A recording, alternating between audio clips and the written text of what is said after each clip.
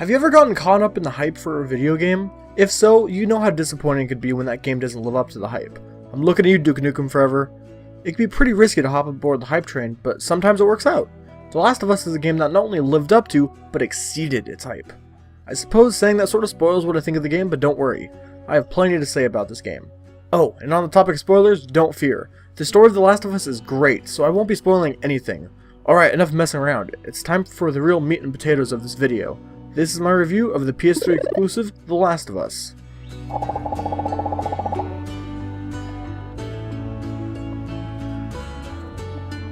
Naughty Dog has developed so many great games. Crash Bandicoot, Jak and Daxter, Uncharted, and in 2013, The Last of Us.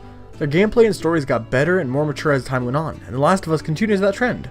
The story is rich with compelling characters, a gripping plot, and a world that can be terrifying and gruesome, as well as beautiful and serene. The game starts off in current-day Texas, where the player is quickly introduced to one of the main characters, Joel, and his 12-year-old daughter, Sarah. When it becomes apparent that something is seriously wrong, Joel, his brother Tommy, and Sarah attempt to flee the city before it's too late. Only minutes into the game, the player will experience firsthand just how cruel the world can be. Following the opening segment, the story jumps 20 years into the future to show the world that you will experience firsthand. Humanity has been devastated by a spore-based epidemic that takes over its host, turning people into deadly predators capable of killing with a single bite. Basically, killer mushroom zombies. While many died or turned, humans are natural survivors, so quite a few live on. Unfortunately, not all survivors are innocent victims of the apocalypse. There are multiple factions, all deadly in one way or another. There is the military, in place with the sole goal of maintaining the quarantine zones to prevent further infection. They're not very good at their job. There are the Fireflies, an anti-government militia group who are in a losing war against the military. There are survivors, some who try to work together and stay alive, and others who have a tendency to brutally murder anyone who enters their territory to steal their clothes, supplies, or food. They're not very nice people. These hostile survivors are called Hunters. The last faction is the Infected, dangerous and hostile to all, their only goal, kill. Joel, now in his 50s, lives in the Boston quarantine area. Along with his partner in crime Tess, they operate as black market smugglers, taking on numerous odd jobs to get by. A woman named Marlene, leader of the Fireflies, blackmails Tess and Joel into taking on a very dangerous mission. Their task is, oddly enough, to escort a young girl named Ellie out of the quarantine zone to the hands of the Fireflies at the Capitol building in Boston. While on the way out of the zone, Joel, Tess, and Ellie are ambushed by two patrolling military officers. After getting away and losing track of the soldiers, the two smugglers learn why Ellie is so important to Marlene and the real goal behind their mission. The story itself is split into 4 different seasons, starting with summer and ending with spring. Each season has its own story arc with certain characters that come into focus, but all 4 still feel well connected and flow excellently. Joel and Ellie are the main protagonists of the story, and they have to be my favorite characters in a long time. All of the main and supporting characters are well written, well voice acted, and in cutscenes look great thanks to the motion capturing that was done for each scene. As much as I'd love to talk about how much I enjoy the characters of Ellie and Joel and all the supporting characters, it'd be impossible to do without spoiling things. Just know that the characters in this game are very well done, and every cutscene is worth watching. The story is powerful and so emotional at times that I honestly got a bit misty-eyed more than once.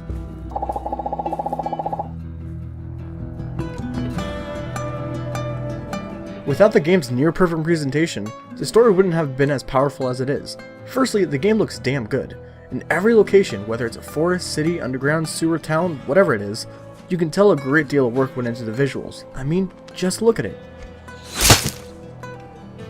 The music, composed by Gustavo Santaolalla, I hope I said that right, is well done and fits the varying emotions throughout the story. The writer and creative director Neil Druckmann has said that the game's music is aimed at emotion, not horror, and that its focus was the relationship between Joel and Ellie. Well, that's what they were going for, and they got it.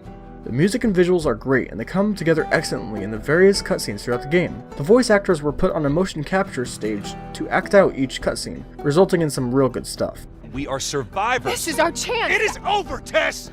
There is an option to watch any and all cutscenes after you finish the game, which is great because altogether they are almost as good as a movie. The only issue with watching The Last of Us as a movie is that without certain in-game plot developments, it ends up being a bit confusing at times. That is why you get the best experience by playing the game on a difficulty that is challenging but not too frustrating for you.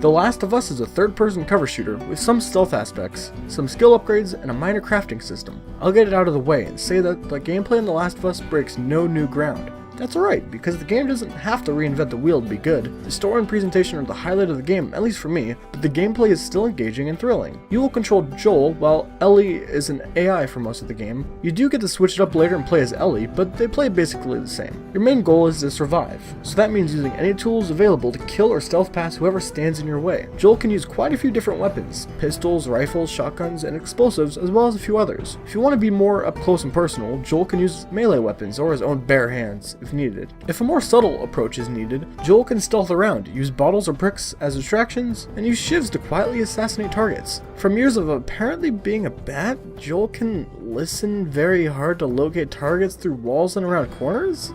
What is this? This listening mode is extremely useful, so for a real challenge, you could replay the game on Survivor mode, where listening mode is disabled. Intermixed with combat, there are sections of exploration where Joel and Ellie will have to work together to get past certain obstacles. These puzzles are never too complex or difficult, so it never feels like they're interrupting the rest of the game. The Last of Us, by definition, is one long escort quest. These are usually terrible since you have to keep track and protect an AI character, and that's very annoying. To avoid this, Ellie will find cover and stay hidden whenever possible, and in general, follow the lead of Joel. The player doesn't have to micromanage what Ellie does. If Ellie comes out in cover in front of an enemy, they won't even acknowledge her presence. While this is for the player's sake, it can ruin the immersion at times.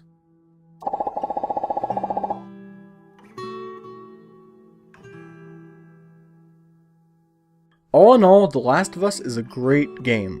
It is very graphic, and at times gets very emotional, so keep that in mind. If you're alright with that, and can play this game, do it. It is disappointing that it's exclusive to PS3, but that doesn't lessen how good of a game it is, only its availability. This game is not perfect, but it's close enough. I give this game a score of 10 out of 10.